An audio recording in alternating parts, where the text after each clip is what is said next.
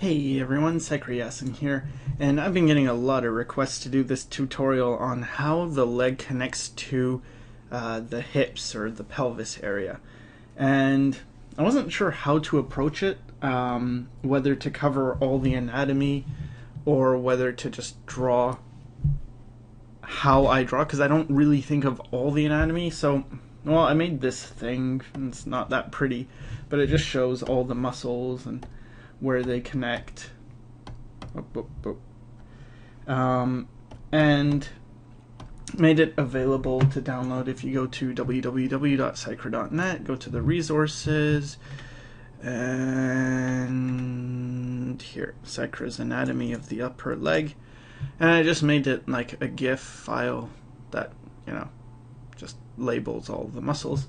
But the thing is, when I actually draw, I don't really pay attention to all these muscles. There are a few that are important though. Now this is the front view. I didn't do one for the side or the back because I'm pretty lazy. Out of these, which ones are important? Well, all these adductors, and including the pectineus, I sort of group together. Gracilis, that's kind of important, this one, because it comes around here, so it sort of adds a shape. And then sartorius, this muscle, is very important, and it attaches from the top of the, I think this is called the iliac crest, and it comes down and makes this kind of shape, right? And it separates the leg into two parts. So you have this part, these are all the adductors, all this stuff, which I sort of, this is what I just group together. I don't really think about what all those are. So all of these I group together. I'm just going to cross them out because I just call them the adductors. And then this one is important, the sartorius, as I mentioned. And then you've got these muscles, which also are important. So this vastus intermedius, don't pay attention to it. I don't anyway, because it's underneath rectus femoris. See? There it is. But since that's hidden, I don't really pay attention to it. But these ones are important, because you usually do see them. So you have rectus femoris, it attaches to the femur, that's why. And then you have vastus medialis here, and vastus lateralis. So that gives you this kind of thing. Right. Just do it here. So you have, these are the adductors, and then this is the knee, and then it splits into three. So you have like this part, this connecting tendon part here, and then you have the muscle, 1, 2, 3.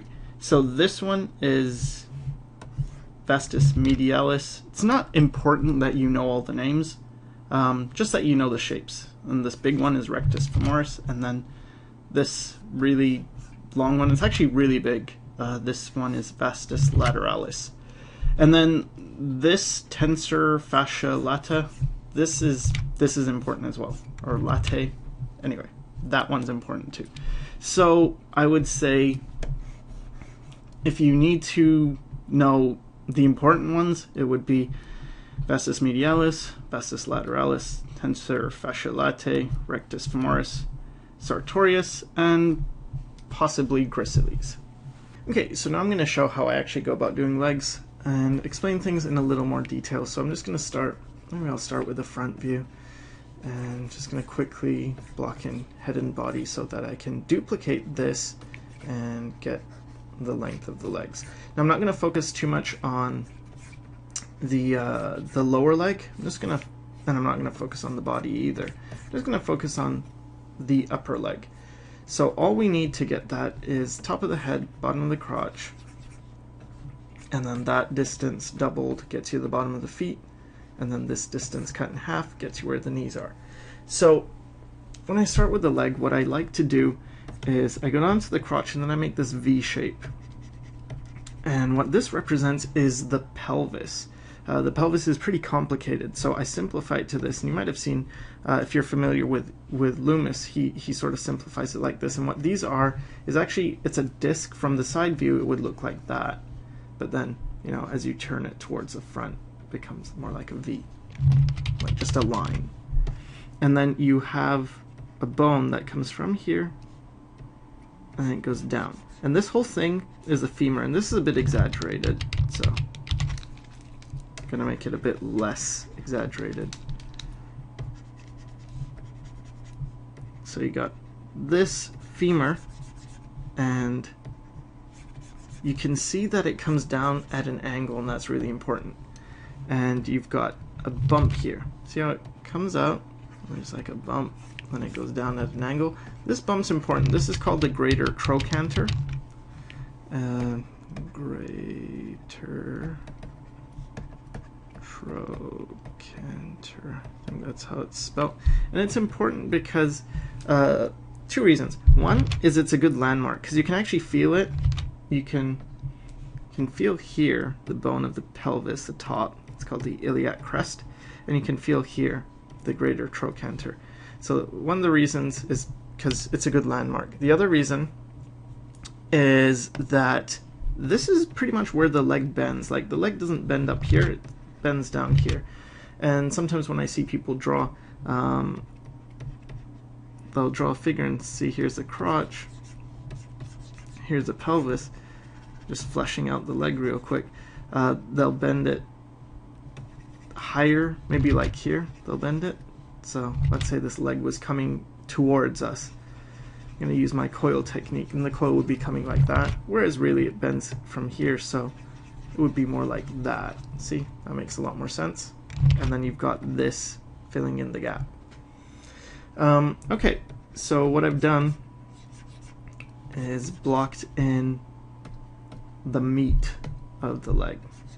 So we don't just have this bone, we have muscle and fat sort of fills in this. But this is where the bone is, and that's pretty much how it connects, you know. Now, going back to the important muscles that I talked about before, I mentioned sartorius, that muscle that it's got this, and that's reverse, but it's like an S shape, and it comes down from this point. See here, the spine of the iliac crest comes down and goes around. Actually tucks underneath the knee, and so that gives you this nice shape, and it divides the leg into two parts. So here's all the adductors, and then here I mentioned before you have rectus femoris, and you have vastus medialis and vastus lateralis. So that's the basic shape when you're drawing it from the front, and you can simplify it to just, and see the gap between the legs. Depending on how fat the person is, that's going to be more or less there. So creates this sort of shape, and it attaches like so, and this is where you're going to bend the leg, right, if it's coming towards us. And if you're confused why I'm doing these coils, I made a video called Foreshortening with the Coil Technique, and that explains how I do it. So yeah, that's how it connects to the body from the front. Now from the back, the way I like to think of it is there's a bone called the sacrum, which is just the end of the spine. It's also known as the tailbone, and that's what I really focus on. Focus on the sacrum, then yeah, you still have the parts of the pelvis, you still have the greater trochanter and the femur. So remember, this part's the greater trochanter, and the bone itself is called the femur. But I actually did this a bit wrong. Made that spine too big. Anyway, So the way I focus on it is I get the sacrum down, and then the position of it, and the butt crack starts. It's like the sacrum is pointing, like, where's the butt crack starts? Right here. So then that comes down, so I get the butt in like so. Now we have to sort of go over the muscles of the back and the side too. So it's the same shape as the front, of course. Once we fill this in, you get the familiar leg shape. And at the end of the femur, actually gets pretty wide because there's this is where it connects to the knee. And then you have the patella on top, and you have tibia going down here and fibula and stuff, but we're not going to focus on that. So this is sort of what it looks like from the back. And what's important to note is that the butt is going around and down like this. See, this shape comes around and down, and it inserts here. Now here you have the greater trochanter, and from the side view it's going to make a lot more sense. So I'm going to start with the side view now. And erase this. And so from the side view, get the head in, get the neck, and now the body to me is more important in the side view than it is in the front, because it's got this bean shape, and I use that to help me place the legs. So what I could do is just put straight lines down and then get the legs. But that doesn't have any rhythm to it, and it's not really the way the legs work. So what I do is, let's say the crotch is right here. What I do is I follow a line following this curve, where this really is the curve of the rib cage. It's like this, and then this sort of straightens out. But then here it goes in, right? What I do is I go around, like I follow this down and I follow it up the butt. So I go down and around up the butt. So this is the back of the butt, and then I come down, and that gives me the shape of the leg. And then I can come up and get, create a lightning bolt, come up and create this, so up and then down and create the calf shape. And then I fill that with roughly a straight line. It's not exactly a straight line, but it's more, it's like that, but it's more straight than this. And then here I get, again, roughly a straight line. It's sort of like that. And then in the middle, between these two, it's the knee. So I'm going to go over that again, because repetition helps, and hopefully this makes sense to you, because this is how I do it. So again, start here, and then I go down and go around, and that gives me the quadriceps, which is all this area is all the quadriceps, and then up and down like that, and then fill it in with two straighter lines. And so it's kind of like that. I mean, that's exaggerated. So you do have to think about, like, I'm not just doing this willy-nilly. I'm thinking about, okay, I'm going down, and I follow this curve all the way around. Now, that's not the way the body works. The body, like the crotch, is actually halfway here. It's like right here. So the butt's actually going lower. But anyway, I know that's there. So if I was bending the leg back like so, I would bend it like that.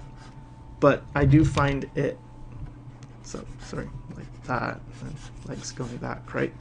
But I do find it helpful to follow this rhythm where I go down, catch the butt, go up. Now, the point here that I'm hitting is this point right here. It's the spine of the iliac crest. This is the anterior spine of the iliac crest, and then back on the back side you have the posterior spine of the iliac crest. And the posterior spine here and here, it gives you these two marks. You have the sacrum. So, and you got these columns going down for the muscles. But anyway, so this is how I connect it. And I guess just above this is the external obliques. So if I was gonna shade in the part that is not the leg, or if I divided the body into like torso area and leg area, you would get shapes like this, where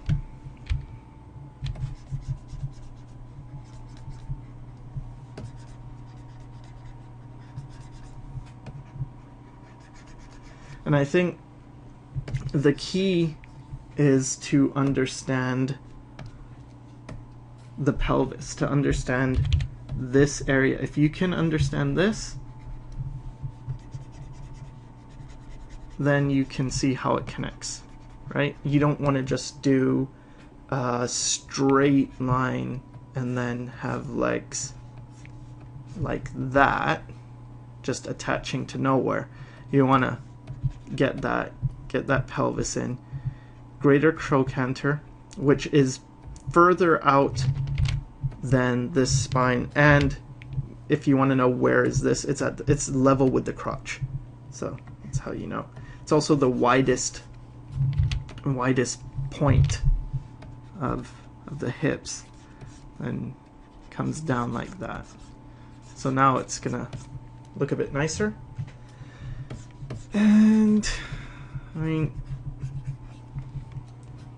that's that. I could add more muscles, and so let me just lower the opacity of all this. And now from the back, we didn't really cover the muscles, but see the greater trochanter, it's like right here, right? And what you've got is you got all these butt muscles. The gluteus maximus comes around like this. Then you've got the gluteus medius, and this is the spine right here. That's the pelvis spine right there. And then you've got the obliques on top of that. And then you've got the muscle. I mentioned there's an important muscle previously, and that's the tensor fascia latae. That just connects to this greater trochanter. So all these surround the greater trochanter, and they connect to it like so, like that. And then you have this band called the iliotibial tract. Comes all the way down like that. And then you have the muscles on the back. And this is the biceps femoris. And then here you have the muscles on the front. And vastus lateralis, I mean, this is, maybe it's a bit too much information. I don't need to cover all this, but vastus lateralis is actually here, and it's all underneath this iliotibial band, but it gets hidden by the iliotibial band. But you mostly see it in the front, but a little bit from the back as well. And then you have your rectus femoris and all that shown here. So that's important. And this part, see how the gluteus maximus, this is this big muscle, how it connects to the iliotibial tract? That's important because if I was to draw the iliotibial tract from behind, here's the greater trochanter, right? So this shows that the butt connects like that. So we get this shape for the butt. And then when you have fat, the fat lies underneath this. So this is all muscle, M for muscle, and this is, you know, your fat deposits will be around here.